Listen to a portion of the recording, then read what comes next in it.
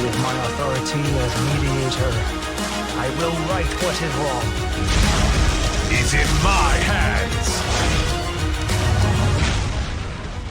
May the cruel yoke of destiny be lifted when night falls.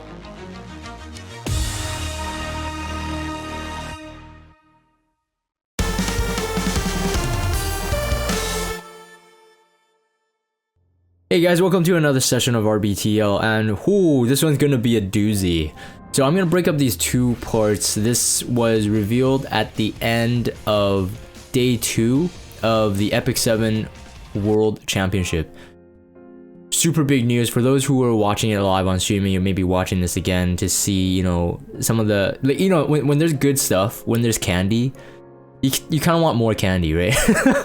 Even if you had the candy before, like, you can't tell me that in this, like, if you're a chocolate fan, it's not like you eat one chocolate, the same chocolate, and you don't have another one. Like, if it's good chocolate, you're gonna eat it a couple times, right, before you get sick of it.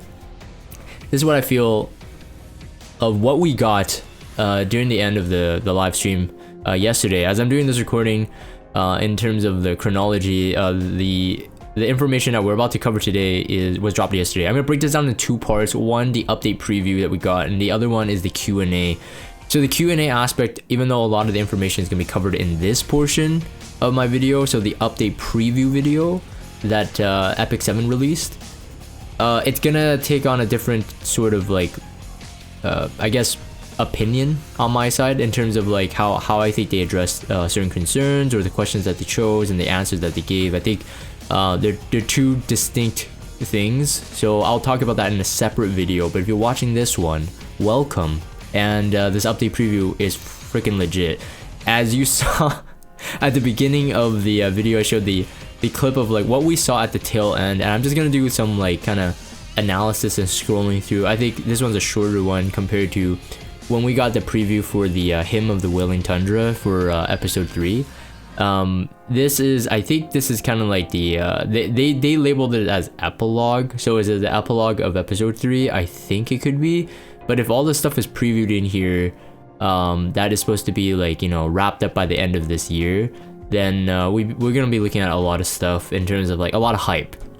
And based on the timing of their video release, when they had, like, the Operator Cigarette kind of preview, if you guys remember that from last year, Operator Cigarette preview, Last Ride to Crowd, ML Luluka, like, those MLs dropped really quick. So we have 3 potential new MLs coming, and oh man, we gotta save our mystics, man. No, don't ham on every single mystic banner. We gotta be way more, like, you know, way more conservative in terms of our spending right now, because I think some big stuff is coming. So anyways, first things first, as I'm scrolling through here, you'll see it in the preview that basically this is their YouTube video. So definitely check out Epic 7 the update preview on their official channel. Definitely leave a like. There's a lot of good stuff here. As you saw in the preview, I'm not gonna go through, like, every single thing. I'm not gonna play it. But you know what? Maybe I'll play it and then pause it. That way it's easier to talk about. So this first part here, Ilnav, I think that's how they pronounce. But a lot of people waiting for it. So these are already preview for the S3 animation. As we saw Senya, Mort, even though we fought them in the actual episodes, like the story, their characters were released, you know, not too long after. So the very fact that we got to see, like, the sketch, this is the sketch, kind of like the, not a storyboard, but this is beyond a storyboard, for Ilnav's animation. Look at that. So basically, like up there, that's Ilnav in that little small silhouette with this huge gigantic sword. I don't even know if that's metaphorical, but that's very, very cool anyway. And so yeah, that's her animation. Obviously it's not fully polished yet, so there could be a month or 2 before she is released. But other than that, we had this kind of, like, sketch from the Hymn of the Wailing Tundra preview. So again, like I said, last year. So fidelity wise, I think we're getting closer, and her animation's already moving in terms of, like, in the story. So, you know, with the S3 animation polished up, the thing is though, like, they might not be always showing us what's the most up to date, right? They might already have a polished version, but they wanted us to be kind of hyped, and so it kind of gives us a vague timeline that she is coming. but you don't know when, because we don't know how far that polish is. I think the Landy one, we actually saw the S3 animation pretty quick in that kind of sketched form that we just saw with Ilnav. And then Landy was released really quick as well, so I don't foresee this to be too long. I think this is just to generate hype and, you know, not giving everything to us in terms of like the final polish animation. Bunny Kairon is an official skin here, as we see the S3 animation done. It's already fully polished, so this skin could be arriving soon. That's my prediction here. And I don't know, I usually don't do like much speculation videos, but I mean, there's a lot of good stuff to look at. And the Momo we saw in the last summer's side story with that mysterious island one, and Montmorency was like in the story, the cutscenes and stuff, and she had all the expressions, so we already knew that skin was coming. But this is new though. So Seaside Iseria, is she gonna be a new hero, or is she just a skin? I'm not quite sure about this, but the way that they have kind of decked out like the pieces and the art, it could be more than a skin. It could be a hero. So are we expecting that? In my opinion, this looks really good, and she already is a 5-star. And you know, even though we do have Briar Witch, it doesn't matter. Like in terms of like, we already know RGB heroes can have multiple forms of their RGB counterpart plus a Moonlight. So Fairy Tail Tenebria was the proof that, you know, in the future ML Bologna could be a thing, and in this case we already have ML Iseria. So is she going to be a summer unit? I'm hoping so, but even if she is just the 5-star skin, kind of like how we got for Says, still very hot. I love her costume. It's very elegant, and that's always how Iseria was, to me at least. She's always been like an elegant waifu, not one of those like you know, obviously she doesn't have much what do you got, weapons, so to speak. I don't know how else best to describe it. This, all right, so everybody saw this ML Charles, all right, so we already got the sword. It's got Charles's mustache. It looks super cool. Now, for those of you who played the Metal Gear franchise, this is exactly what it reminded me of. It's like Revolver Ocelot meets like you know, Metal Gear 5 Snake. There's a lot to like about it from my perspective. It seems to be keeping with the lore of Crow, Operator Cigarette, where it's kind of like this futuristic parallel universe. Now I don't fully know the lore. You guys know I'm not a lore junkie here, but I mean, from what I understand from the design, it's like very like futuristic, cyberpunky. It's kind of cool. But anyways, like similar boots to Last Rider Crow. Yeah, like the coat and boots kind of thing. It's really cool. The Charles definitely looks really cool, like a vet, you know. Definitely military vibes as well, based on just the pants. We got that kind of square mosaic kind of camouflage. Love it. I love this because I'm a big fan of the Metal Gear Solid series. So when I saw this, I'm like, that's super cool. Yeah, I'm just looking at the little details there, man. Like, look at the detail in the middle of the two Charles. Standing there, there's that little curved chain thing, and there's an arrow pointing down to his shoulder. Like that's a lot of detail given to this. I don't know what the significance of that is. Like, is it just a detail that's added to make this look like it's a really detailed blueprint drawing? I'm not quite sure, but regardless, it's like it's amazing. If you actually take the time to look at the like little annotations here and there, very nice. And then we got the so the next one here, this. I didn't know who this was at first, and then I'm like, it looks kind of like Pavel. This is Kaorik. I'm 99% sure of it. Now, I'm pretty sure people have already said this. I haven't really looked on like social media, Discord and stuff like that to see how people reacted to this, to be honest, but I think this is Kaorik. The voice actor is the same. I know this because I tried to voice him in my Giganex voice pack, Volume 2, Rise of the Angelic Voices. I tried to do it, so I know I know that tone behind it. It's definitely Kaorik's voice actor, the original, for the English, that is, for the English, and it doesn't suit, like, it doesn't look too much like him, but at the same time you can tell it is him. But once I saw the glove, the voice, I'm like, oh yeah, this has to be Cowrick, ML Cowrick. So ML Cowrick, ML Charles. It's interesting that they released the ML Cowrick. I guess it's easy for people to use their fire Cowricks to imprint. And we got Straze. This was already kind of known in terms of like, we knew that Artemis Shadow and Straze will be an ML, but this looks like it's coming closer. Like it's gonna be coming sooner than we expected. That's my point. So again, very, very cool. Can't wait for this. Yeah, just a lot. I mean, it wasn't too much stuff on the video itself, but just there's a lot of really cool stuff. And like I said, you got to save your mystic pities or your mystics, because 3 potentially really cool heroes. I mean, for me, Straze, Charles for sure. Cowrick because of the RGB counterpart, it was never too hype. It's sad. I just feel like the ML version will probably be really good, just because the RGB one was so bad.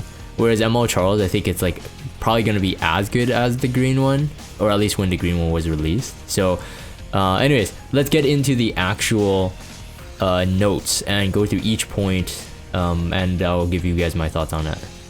Alright, so let's go through this this patch notes. If you, again, like I said, if you didn't watch the entire YouTube video or you weren't there on stream, it's a whole different feeling when you're watching with your buds and, you know, watching it on stream for the first time. The live reaction is pretty hype, man. Like, I was watching the stream chat on multiple fronts, on my own, on the official channel. A lot of good stuff going on, and of course there's the little trolls here and there, but most of it was very, very positive. If you haven't watched the video itself, they have like editing, music and stuff, and how it's presented is just very, very good. So I would definitely recommend it. If you're here to, you know, listen to the my reading between the lines, then of course, you know, you want my opinions here. I'm gonna go through this as quick as I can, and I know I always say that, and it always ends up being like an hour video or something. So if we hit under an hour, this would be a record, because of the content and the stuff I really want to talk about. I mean, it's just super, super cool. So first, selective summons has an improvement for newer players getting into the game, and what a time. If you are watching this video and you are going to, you know, maybe you already started the game like a year ago, but you didn't get too far, maybe you want to reroll. If you're a new player completely and you're watching this, I mean, you guys got it good, man. Like, we didn't have something so convenient like this before. But basically, you have a 5-star guaranteed on you are selected summon at 1, 10, 20, and 30.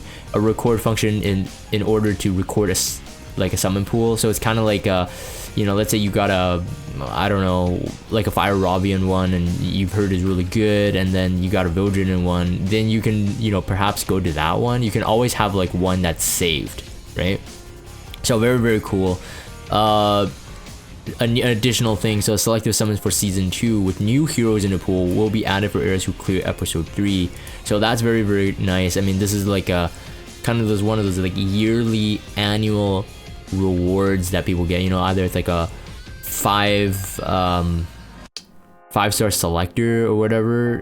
This is in a way a 5-star selector. It's RNG based, but you can still reroll until you want, like until you get what you want. Like in a way, it does depend, but because based on the selective summons before, like if you go through all the selective summons, the 30th summon, you don't get to go back until you reroll the account. So if you already have an account for the season 2 one, for the episode 3 one, you're basically hoping to get lucky still. Like, it's still gonna work. Like the first one you're gonna 5-star, 10th, 20th, 30th, but at least you get to record. So you'll end up with something more or less of what you want. Like I said, it's not a selector, still RNG based, but hopefully you get lucky to get the one you want. I believe the reading of this is though, like if you clear episode 3, but it's for heroes in the new pool, you probably can't keep it in terms of like, you know, 2 years down the line where the pool of heroes is so big. It's gonna be like selective summons 1 when you refreshed, like when you started the game. So you have a limited pool already, but it seems to be that you'll probably have a limited pool of the new heroes. So probably it won't overlap with anything as from the first selective summon. So for example, Ravi, Vildred are in first selective summon. You probably won't be able to see them in this new pool. So it's just the new heroes. Regardless, that's very cool. This content will be updated by May 27th. So depends on when you're watching this video. If you're watching this, you know, right at the date of me posting it, then this means a lot to you, because that's coming quick. So we probably all will start grinding our main story if you haven't done it like myself. And then Moonlight Connections. Oh boy, man, this is so much stuff. So upon clearing episode 1, you'll be able to get one of the 6 heroes here: Arbiter Vildred, Martial Artist Ken, Dark Corvus, Row of Light, Spectre Tenebria, and Jkise. Out of these ones, I mean, if I'm not gonna make another video and kind of like milk it and rate them at the moment of this recording and for a really long time, out of the 6, Arbiter Vildred is the most influential. So in my opinion, you should go for Arbiter Vildred if you don't have him. If it's anybody else, honestly, then you don't need my advice. Spectenny, Rual, all very strong. I say Spectenny probably. So Arbiter Vildred, Spectre Tenebria, Rual, maybe ML5 or Dark Corvus, and then maybe Jkise. Those would be like, at the moment of the game, that would be like my ranking. So there's one thing that I would say that is interesting about this system, and I'm hoping, Smilegate, if you're watching this video, I'm hoping you will listen to this part. It's the aspect that if you already own the hero, you get a coin instead. I'm gonna describe why that I don't think that that actually makes sense in terms of the system itself. Do not get me wrong, guys watching this video, I'm not ungrateful. This is freaking amazing, okay? This is freaking amazing. I'm not ungrateful. It's like, I think the system is not as thought out as they thought. So first things first is that these heroes, when you choose them, you can't use them in all areas of the game until you have unlocked all the features. So in terms of like unlock the entire connection, I believe that's how it was worded. So I mean, it says here like some functions related to growth will be locked. 4 areas of locked content can be unlocked by completing certain missions. After all the missions have been cleared, the hero will be fully summoned and will be able to be used in all content like normal heroes. So yeah, so basically there's like a free RB if you don't have them. But if you choose a Moonlight Connection hero that you already own, you'll be granted 10 galaxy coins after having completed all the missions. If the devs are watching this, I would love it. I would love it if you had the choice of selecting the 10 galaxy coins or the hero itself, the base hero itself. At the moment, there's only really Arbiter Vildred that benefits from having a dupe in terms of being able to have 2 RB builds in World Arena is very, very, very good. Depending on the situation, depending how your opponents draft, you can draft a counter bruiser type, or you draft the speed one. But if it goes straight to galaxy coins, it's 1/4 of a hero.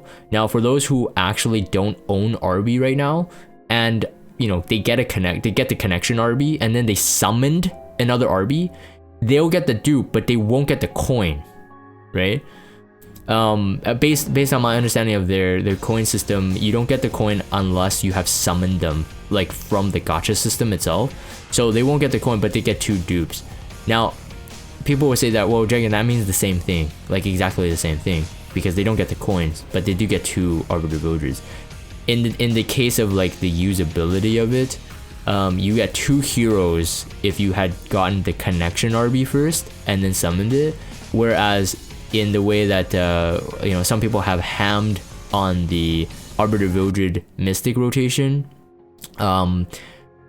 they won't get it. I'm actually curious, I think if you buy RB with the coins, you'll get the base hero too. So anyways, I feel that there's slight imbalance there. I'm not complaining, I'm just saying that I don't think it was fully thought out.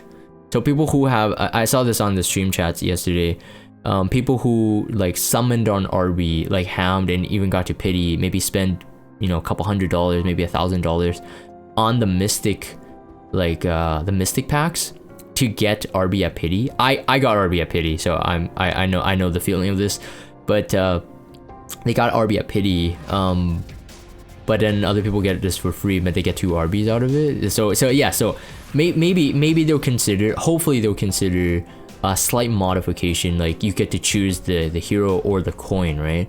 So like for example, if it's like you go for like a Dark Corvus dupe for whatever reason, like having the choice of having the hero or the coin is just good in general, right? So I'm hoping that they'll consider that, just for the aspect of people who so people who recently got RB from the coin shop. If you unlock this, you'll have 2 RB. That's my understanding of it. Because this is, well, actually no, if you choose the Mule Hero if you already own, okay, never mind, maybe they'll change that system a bit. Oh, well, we'll see. Regardless, I do think that for players who get the hero from the connection as a brand new and then summon it later, it's a better bang for buck for them. But that's just my opinion. Definitely go for RB though. If you're watching this for any hint of which one you should go for, it's Arbiter Vildred, 100%. The way Arbiter Vildred is working is that they've released tons and tons of heroes to counter him, and he's still not countered. He's still not fully countered. So that's how effective he is, right? So anyways, connections get an upgrade as well. So connection improvements. The connection heroes, you're getting Angelica basically as a new one, and specialty changes also updated so that the requirement does not require them to be level 50 but rather level 30 instead. I think, you know, whatever, that's fine. The good part about that is that, you know, as you're grinding to level 50 to get them potentially 6-star to level 60, you can already start to specialty change. So in terms of like just being more efficient with energy use, I think it's very, very nice. And you know, why not, right? Like I don't think this hurts anything, and it's just more inviting for new players to start. And I really do see that Epic 7 is trying to push that, at the same time trying to give some benefits and rewards for the loyal players as well. So I can see that all throughout. It's very, very good. And of course, like for those who stuck from the beginning, we can't say that, oh yeah, you got the, like for example, like the Moonlight connection, oh no, I'm not gonna get my dupe Barbie, so I want compensation. I'm not saying that. I'm not saying that at all. I definitely think that everything they've done is so good so far, and everybody's very happy. I know there'll always be people who are not happy, but if you're watching my video, you're one of my fam, and you're usually the happy bunch most of the time. UI improvements as well, so you see the specialty change. In my opinion, I mean, this is better in a way. Like, it's new. I don't know if it's better. Functionally, it's about the same. But regardless, it looks nice. It looks neat. Look new. So I think people were happy about that. So penguin improvements. So penguins now will... they're really trying to streamline leveling, promoting heroes, so that we can get into PvP, or like usable... we can use our... you know, 5-star heroes or ML5s and stuff like that as soon as possible. So the penguins right now, the changes will be very good. One, it won't take up your hero inventory slot, which is very, very nice. So they become a enhancement, an ingredient. So kind of like an enhancement, like a charm, as you can see in the preview there. Very, very nice. You can still sell them for the original, like the gold and the transmit stone. So in a way, this is just really, really nice that you don't have to you know, go to the transmission where you have to click each individual hero, click, or tap 12 times and then sell, and then tap 12 times and then sell. One thing that they did not update, and I wish they did, maybe I need to make a video just to address it, so that they could see it, is the Forest of Souls. Like, some people still use penguins. I mean, they have like, you know, 300,000, 400,000, 800,000 stigma because of how much they farm. And it would be nice to be able to just summon the penguins in batches. I don't believe they touched upon it. I read the note here, it doesn't seem like they have it, but it's okay. It's an improvement maybe to come, but so far everything's so good right now, so, you know, not much to complain about. But if the devs are watching or have a hint of this video, definitely consider batch summoning into the Forest of Souls. Since it costs currency, there's no harm in allowing us to batch summon. It just saves us time, saves us from I have a thing called Penguin Night. For those who were on the stream, it doesn't sound great if I'm doing it live on stream, but anyways, if you don't know what that means, it's okay. Not important. Penguin mileage, along with the penguin improvements, the way that heroes will be raised will be adjusted for convenience purposes. So right now, if it is a max level hero, that access experience will now be accumulated into a penguin, which will automatically hatch once the experience levels up to the amount of the penguin's level. You understand what I mean? So like basically, if a penguin gives you, let's say, 5k experience, I don't know the exact numbers, but if you gain 5k amount of experience with all the max level heroes, then that gets fed to that penguin. So that penguin will be equivalent to the heroes that you leveled. So basically nothing has changed except more convenience. So now you can farm faster, or you can farm friendship, which is more important than having fodder. So I won't suspect that people will have fodder anymore on their team. They'll be most likely leveling up friendship, and having like the fastest heroes in terms of like damage in their team comps now. So that's very, very nice. Yeah, so the changes are coming in 527 again. So coming up very quick, guys, very, very quick. Potion of Ascension as well. This will be a limited sort of like time gated thing. We don't know exactly how it's going to be given except the adventurer's path. Potion of Ascension will promote a hero to 6-star immediately, so no need to farm the doggos. Depending on how often they release this, again, this is very, very good. It just means you're saving your energy from having to farm up the doggos, or farm up this time penguins, in order to level up doggos in order to promote them. So regardless however often they do release this Potion of Ascension, it just means lower energy cost for us. So very, very, very, very nice. So content improvements, I'm just breaking this video down into bite-sized chunks, so for my editing purposes, that we could keep this video more streamlined and shorter according to my goal. First things first, so basic content improvements. So the rank now is lower for the repeat battle function, and then also additional abyss guides and labyrinth compasses will be given to areas reaching a certain rank, allowing you to clear more content, become stronger. So basically more runs, which means more, you know, more ancient coins, more I guess getting through abyss quicker, etc, etc.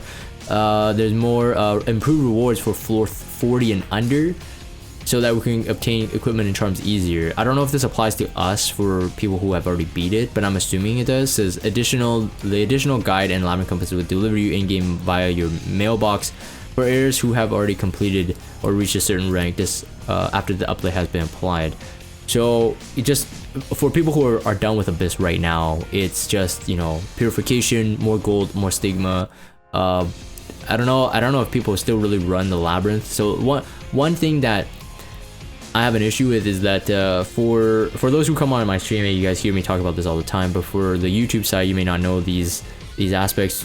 Is that, yeah, once you're like end game, you played Epic 7 since the beginning, you do your raid, you do your hell raid, it gets very, very tiring. And even I know some people, they don't even run labyrinth anymore. You'll have access labyrinth compasses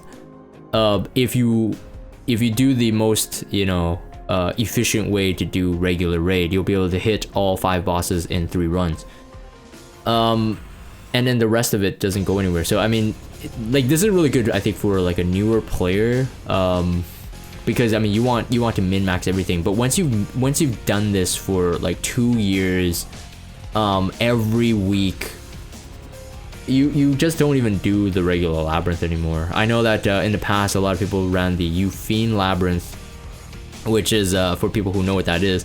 I don't even know if people really do that anymore. It's like, because a lot of time spent, and I think people just end up not doing it. So regardless, this is really good. This is onboarding improvements, what we call onboarding in the game dev world, onboarding like newer players to get into the game quicker. So this is very, very nice. Side stories, let's see here, anything else I want to talk about here? The side stories, I guess, unlocked earlier for newer players. Side story tutorial, I guess this I'll touch upon. So it's called Dear Mentor. Basically at the end of it, it's just teaching you how the side stories work, but at the end of it, you get a Mulligore and covered in bookmarks. Probably won't be too much, but any little bit helps. Main hero buff effect, side stories will unlock after clearing episode 1, the overall difficulty will increase. I'm not quite sure what that means.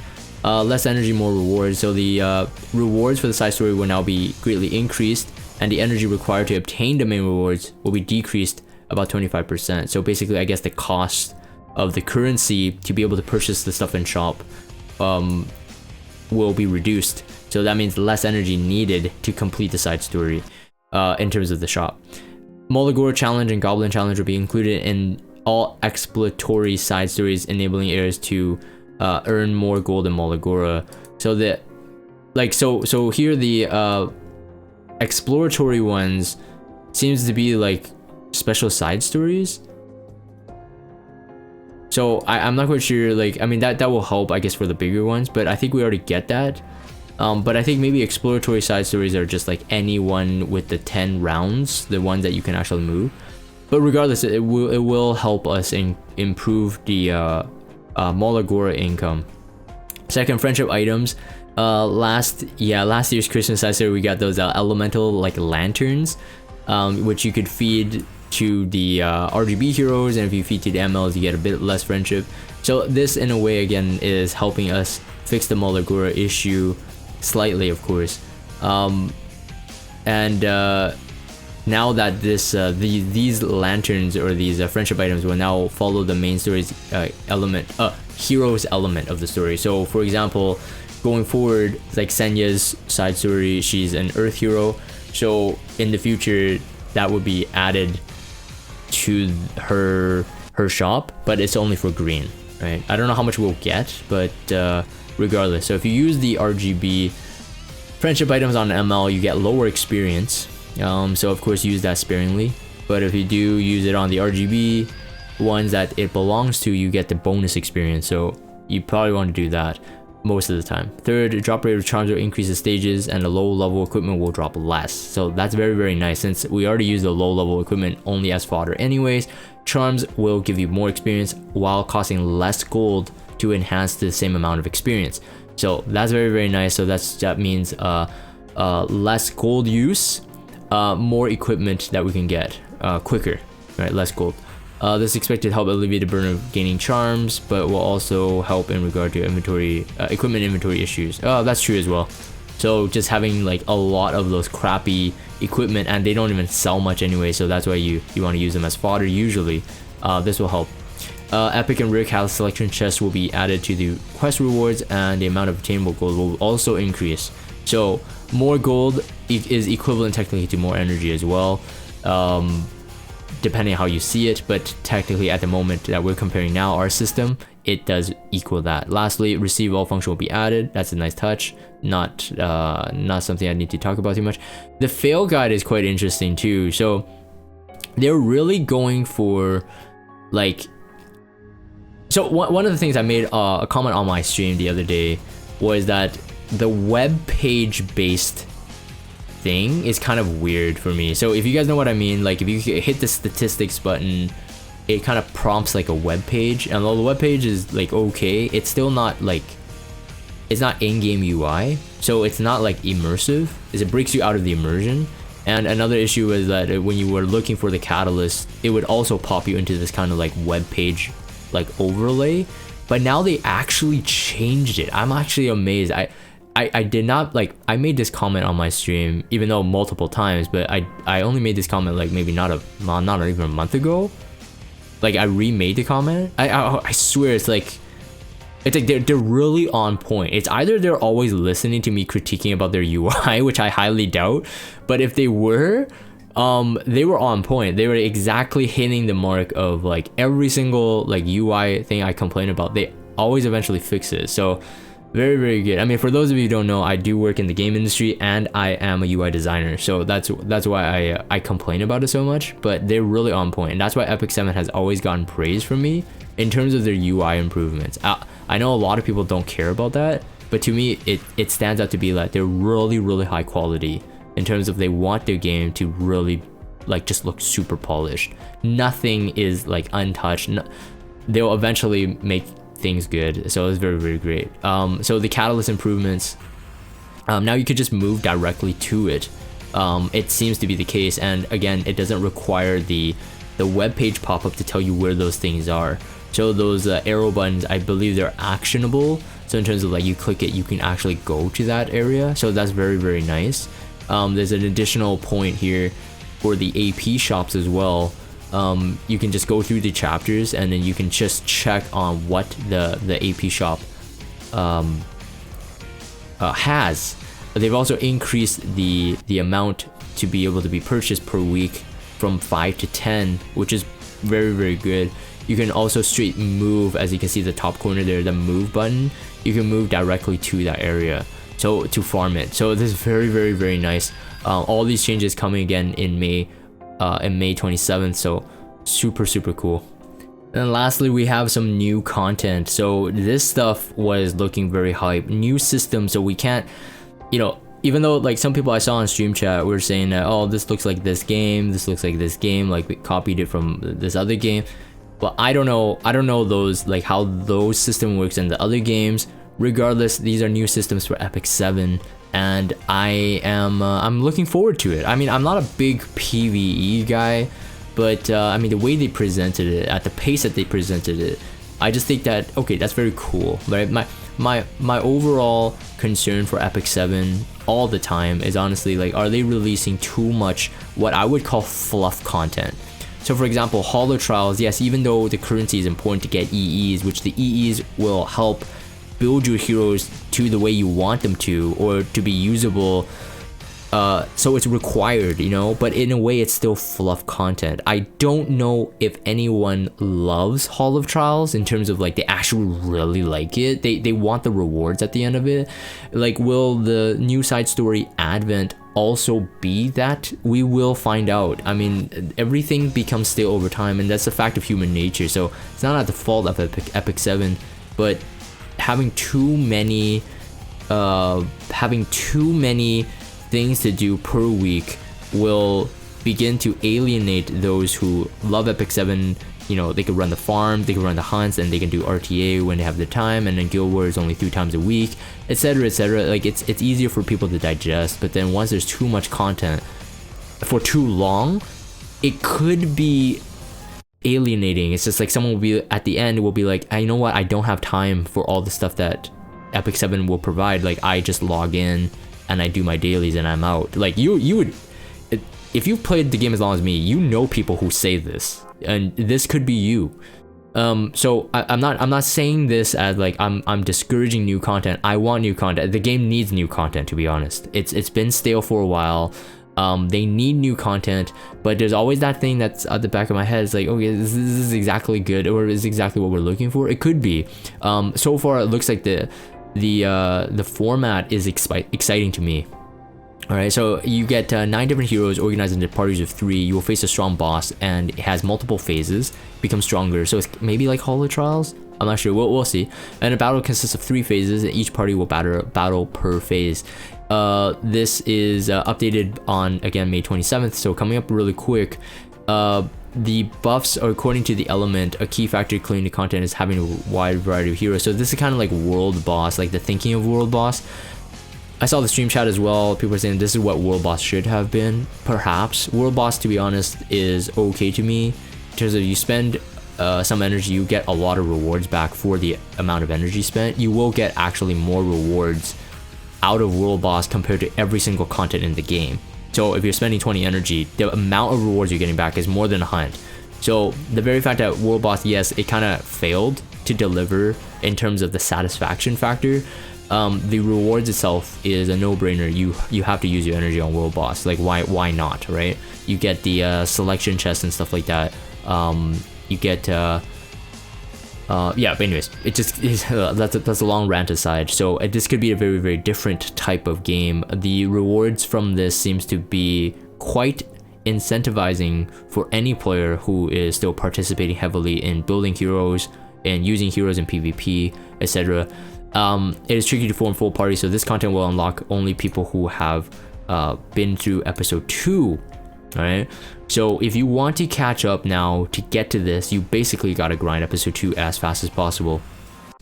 For this content, in order to prepare for the battle, areas will have a week-long preparation period, the ability to view the preview boss before the actual battle takes place. So it looks to be like a kind of like a Hall of Trials / world boss sort of thing. So again, this is why I'm like on the edge. I'm like, yeah, like 3 parties and you got 3 phases, but like, is that enough to differentiate itself from Holo Trials from World Boss, like, is this the content we need? Is this fluff? If it's fluff content, honestly, it's just going to be received really poorly. The rewards definitely got to be very, very incentivizing. A lot of the stuff we can see here, you'll earn substat modification gems, and that's a big one. But with the RNG we have currently in place, is that enough, right? They want from the current exchange shop. Oh, never mind. So this is guaranteed, so they can exchange it. So that's good, that's good. And from clear rewards. Also, rare exclusive rewards will be given, which can't be obtained from normal side story. So wonder what that is. I'm not quite sure. Additionally, now this I think is the biggest point, because I mean, once conversion gems or the unwanted gems or whatever, once we get to this topic, we always get that question, right? So additionally, gem conversion and gem crafting using unwanted gems will be updated at a later date. In context, it's the substat modification gems. I don't believe this is talking about the conversion gems, right? So they're both called gems, but I believe in context it's substat modification gem. I think they should have said it, because gem conversion can read like conversion gem. But I'm sure it's substat modification. This was something I did talk about multiple times on stream. I'm like, I wouldn't be surprised if they do that, since there are just literally a plethora of unwanted substat modification gems and currently in our box. Everybody has them. Everybody knows that, and they know this. So update at a later date. So it won't be this. Won't be May 27th. But it will be updated at a later date. So that's good that they already see that as a problem. As soon as they get it, all of the stuff that we have so far will not be wasted. So that's very, very nice. Guild PvE, Ancient Inheritance. New Guild PvE, not World Boss. Hopefully, again, not fluff content. We got a new sort of like look. Looks like a kind of like a game board. You can actually see that well, it's actually pretty small on my screen, but at the top corner there we got a map. And that map looks like, it's basically, it looks like the Epic 7, what's the board game called? Anyways, you guys know what the board game, right? Like, so it kind of looks like that, to be honest. It's taking some of that look where it's all hexagonal pieces and it's kind of pieced together to form like a map, and the monsters will be standing on tiles and the heroes will be standing on tiles. It literally looks like the board game. I wonder if it functions similar to it. I know it won't be, because the board game has its own rules, but basically, let's go to the points here. So the gate leading to the lost dimension. So that's kind of like the background story. Hoochie, a memory chain researcher, requests the help in the guild. Help from your guild in order to conduct an investigation. All guildmates will participate in exploration in the fog-covered ruins.